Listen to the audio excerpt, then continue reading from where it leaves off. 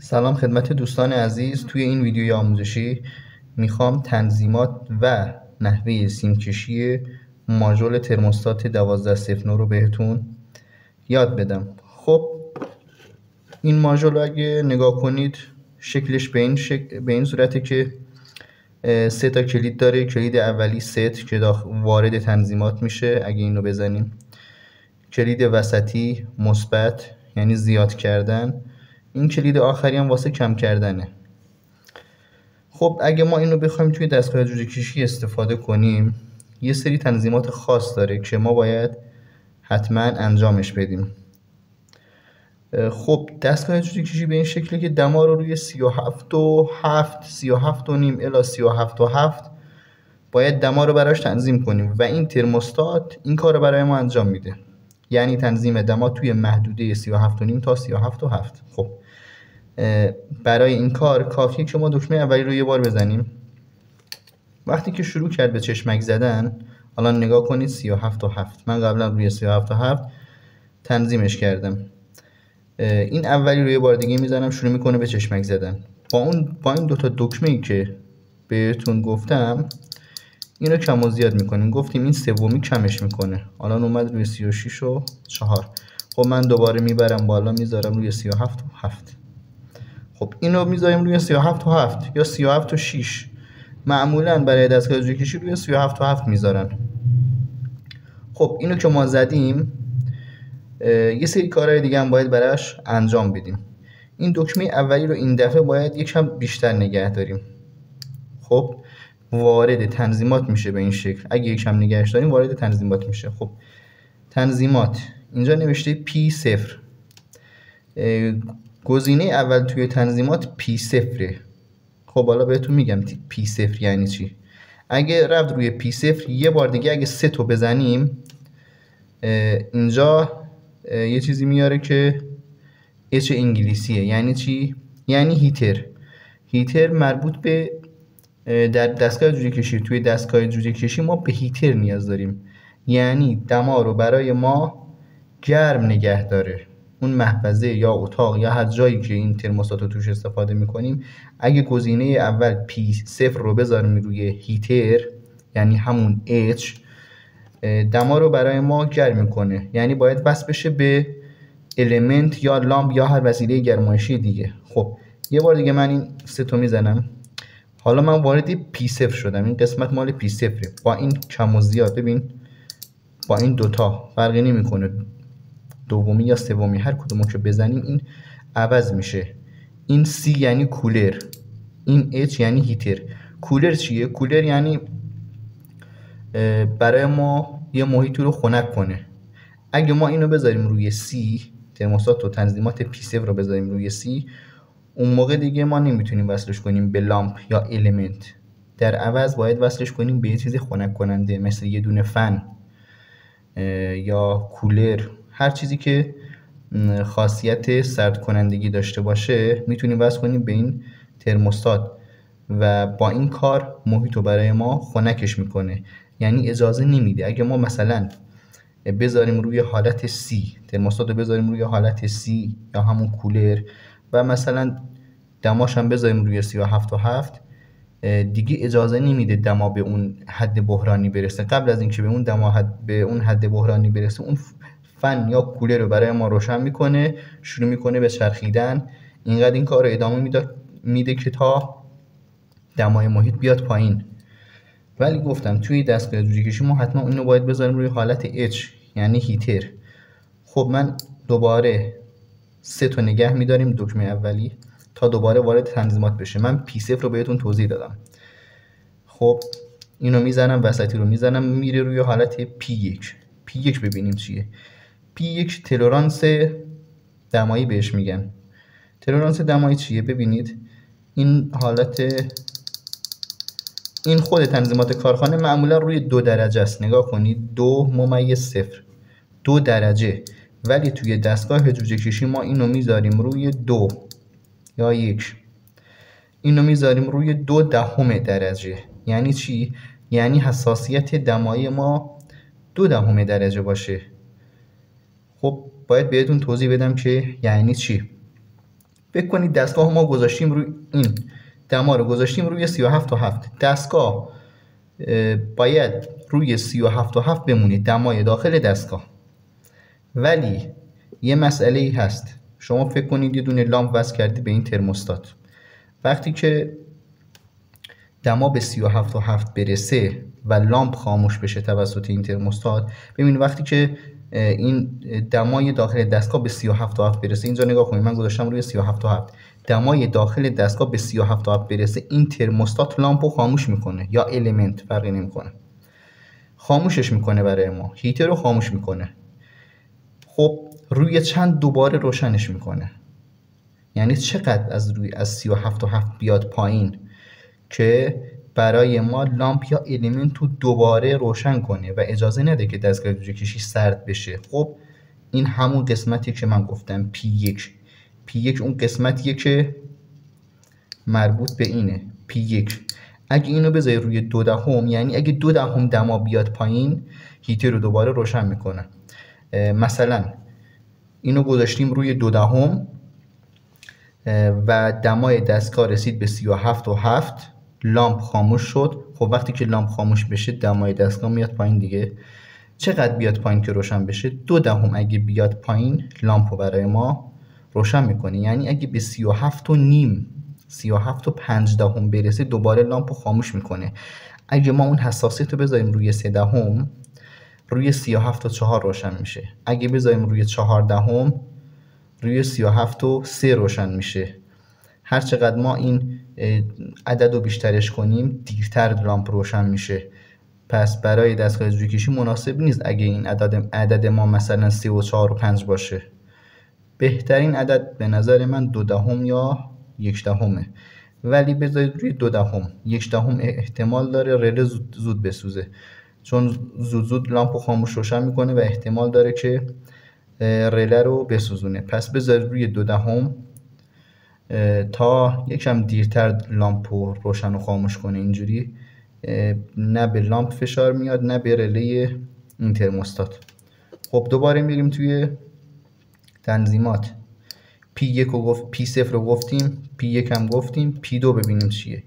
P2 حداکثر دماییه که ما برای این ترموستات میتونیم تعیین کنیم، 110 درجه. ما نیازی به این نداریم. میریم توی تنظیمات بعدی. P3 چیه؟ اینم حداقل دماییه که میتونیم براش تنظیم کنیم، منفی 50 درجه.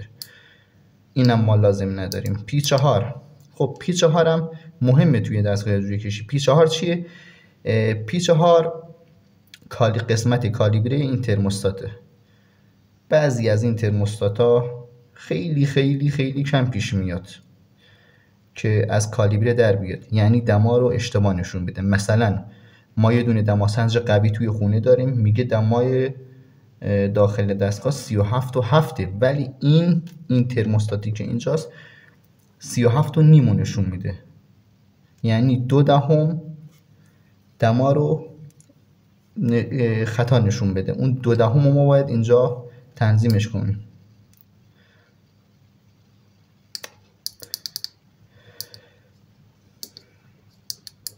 P4 خب این قسمت کالیبر است. ببینید اگه ما این دکمه سومی رو بزنیم، منفی 2 دهم، منفی 3 دهم، منفی 4 دهم، معمولا نیازی نیست که شما اینو دستکاری کنید. خیلی خیلی کم پیش میاد که ترموستات از کالیبره در بیاد. ولی حالا اگه یه روز دیدید که این ترموستات دما رو خوب نشون نمیده، 1-2 دهم اختلاف داره با اون دماسنج دقیقی که خودت ازش مطمئنی، فکر کن یه دونه دماسنج خیلی قوی داری، خیلی دقیق مطمئنی از دماش، میاد 37 و 7 نشون میده به شما، 37 و 7 داخل دستگاه جوجه کشی. ولی این ترموستاتو که سنسورش میذاری داخل دستگاه، این قسمت سنسورشه، اگه این سنسور رو میذاری کنار اون دماسنجی که خودت ازش مطمئنی،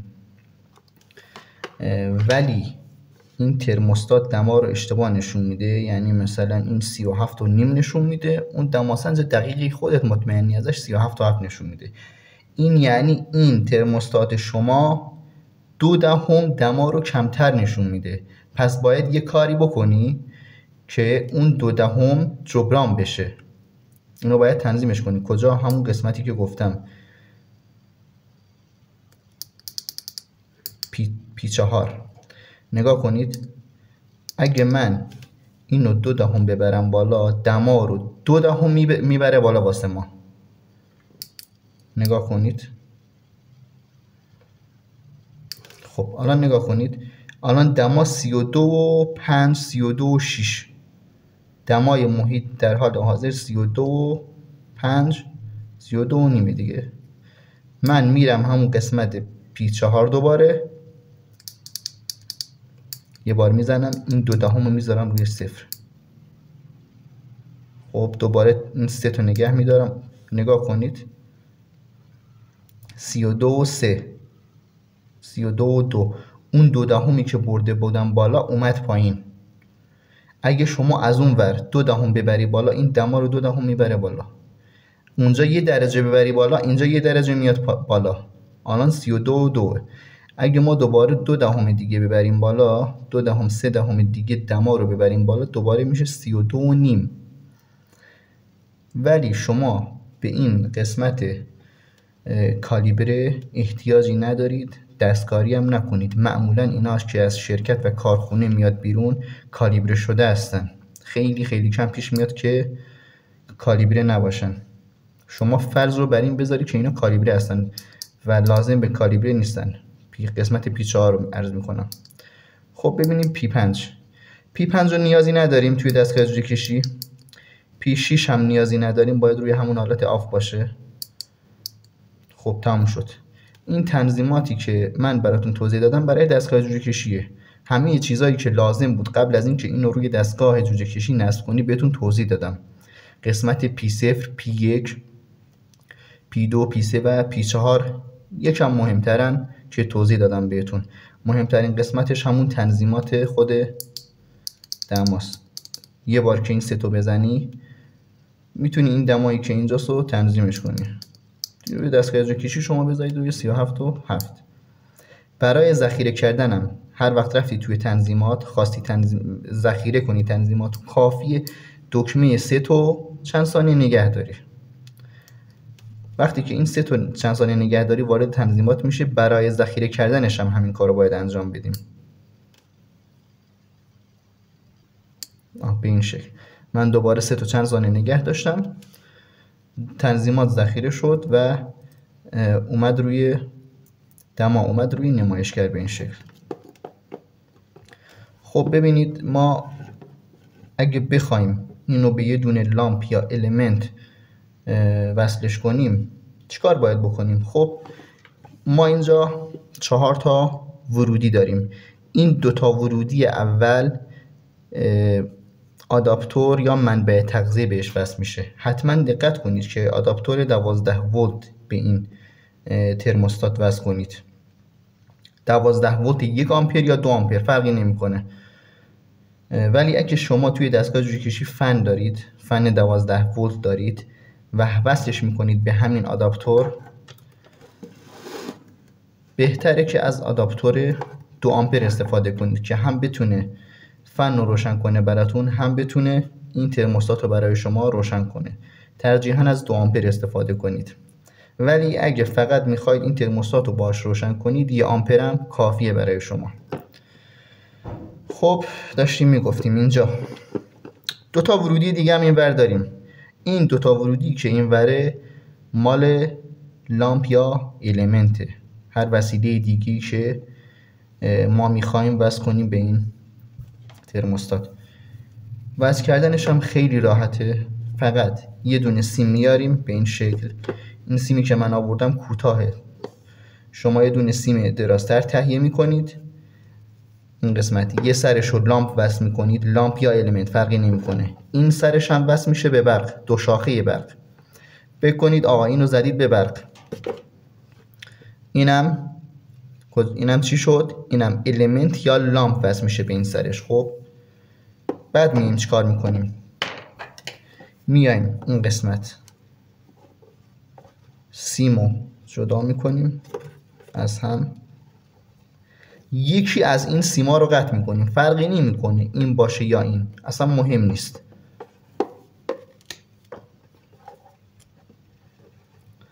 دوتا سرش رو لخت میکنیم، کم زیاد نباشه چون این ورودی این قسمت کوتاهه و نباید این سیمی که ما اینجا لخت میکنیم خیلی دراز باشه، باید کوتاه باشه که توش جا بشه. اگه بیرون بمونه ممکنه به هم دیگه بخورن و اتصالی کنن. پس حتما این نکته رو دقت کنید که این قسمتی که لخت میکنید کوتاه باشه. پیچا رو ما شل میکنیم به این شکلی که گفتم، به همین شکل وارد این قسمت میکنیم.